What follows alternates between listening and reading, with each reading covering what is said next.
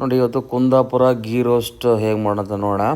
ಇದು ನೀವು chicken ghee roast ಅಥವಾ ಪನ್ನೀರು ಇಲ್ಲ ಅಂದರೆ ಮಶ್ರೂಮ್ ಗೀ ರೋಸ್ಟ್ ಸಹಿತ ಮಾಡ್ಬೋದು. ಇದಕ್ಕೆ ಮೇನ್ ಇಂಗ್ರೀಡಿಯೆಂಟ್ ಬಂದು ತುಪ್ಪ ಮೇಯ್ನ್ ಆಗಿರಬೇಕು. ಅದು ಬಿಟ್ಟು ಈ ಐಟಮ್ಸ್ ಎಲ್ಲ ಇರಬೇಕು. ಬ್ಯಾಡಗಿ ಚಿಲ್ಲಿನೇ ಮೇಯ್ನ್, ಇದೇ ನಿಮಗೆ ಕಲರ್ ಕೊಡೋದು. ಮತ್ತು ಕ್ಯಾಶ್ಯೂ ಇರಬೇಕು.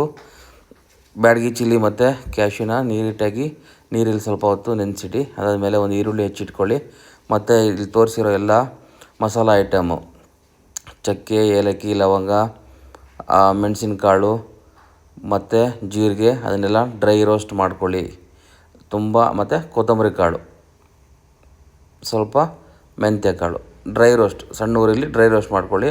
ಒಳ್ಳೆ ಘಮ ಬರುತ್ತೆ, ನಿಮಗೆ ಗೊತ್ತಾಗುತ್ತೆ. ಹೊತ್ತಿಸ್ಬಾರ್ದು, ಇದನ್ನು ಲೈಟಾಗಿ ಹುರ್ಕೋಬೇಕಷ್ಟೇ. ಹುರಿದ್ಬಿಟ್ಟು ಒಂದು ಪ್ಲೇಟಲ್ಲಿ ನೀಟಾಗಿ ತೆಗೆದಿಡಿ. ಹೊತ್ತೋದ್ರೆ ಟೇಸ್ಟ್ ಹೋಗ್ಬಿಡುತ್ತೆ. ಅದಾದಮೇಲೆ ಸ್ವಲ್ಪ ಎಣ್ಣೆಯಲ್ಲಿ ಈರುಳ್ಳಿ, ಬೆಳ್ಳುಳ್ಳಿ ಮತ್ತು ಶುಂಠಿ ಎಲ್ಲ ಸ್ವಲ್ಪ ಮಾತ್ರ, ಜಾಸ್ತಿ ಹಾಕ್ಬಾರ್ದು. ಇದಕ್ಕೆ ನೀಟಾಗಿ ಎಣ್ಣೆಯಲ್ಲಿ ಸ್ವಲ್ಪ ರೋಸ್ಟ್ ಮಾಡಿ ತೆಗೆದಿಟ್ಕೊಳ್ಳಿ, ಗೋಲ್ಡನ್ ಎಲ್ಲೋ ಆಗೋ ತನಕ. ಅದಾದಮೇಲೆ ಆರಿದ್ಮೇಲೆ ಇದು ಡ್ರೈ ರೋಸ್ಟ್ ಮಸಾಲ, ಫ್ರೈಡ್ ಈರುಳ್ಳಿ ಮತ್ತು ನೆನೆಸಿಟ್ಟಿರೋ ಮೆಣಸಿನ್ಕಾಯಿ, ಬ್ಯಾಡಗಿ ಮೆಣಸು, ಕ್ಯಾಶ್ಯೂ ಮತ್ತು ಇದಕ್ಕೆ ಸ್ವಲ್ಪ ಹುಣಸೆ ಹುಳಿ ಹಾಕ್ಕೊಳ್ಳಿ, ಸ್ವಲ್ಪ ಬೆಲ್ಲ ಹಾಕ್ಕೊಳ್ಳಿ ಮತ್ತು ಉಪ್ಪು ಹಾಕ್ಕೊಳ್ಳಿ.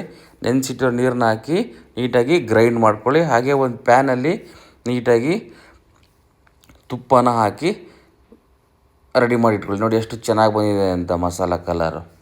ಈ ಮಸಾಲಾನ ಆ ತುಪ್ಪ ಹಾಕಿರ್ತೀರಲ್ಲ ಬಾಣಲಿಗೆ, ಅದಕ್ಕೆ ಹಾಕಿ ನೀಟಾಗಿ ಸ್ವಲ್ಪ ಹೊತ್ತು ಒಂದು 5-10 ನಿಮಿಷ ಬಿಡಿ. ಇದಾದಮೇಲೆ ಬೇಕಾ ಅಂದರೆ ಮತ್ತೆ ಕ್ಯಾಶ್ಯೂ ಹಾಕ್ಕೊಳ್ಳಿ. ಇದಾದಮೇಲೆ ಮತ್ತೆ ಪನ್ನೀರ್ ಇದ್ದರೆ ಪನ್ನೀರು, ಚಿಕನ್ ಇದ್ದರೆ ಚಿಕನ್ನು ಯಾವುದೋ ಹಾಕ್ಕೊಳ್ಳಿ. 15-20 ನಿಮಿಷ ಬಿಟ್ಟು ತಿನ್ನೋಕ್ಕೆ ರೆಡಿ ಆಗುತ್ತೆ. Thank you.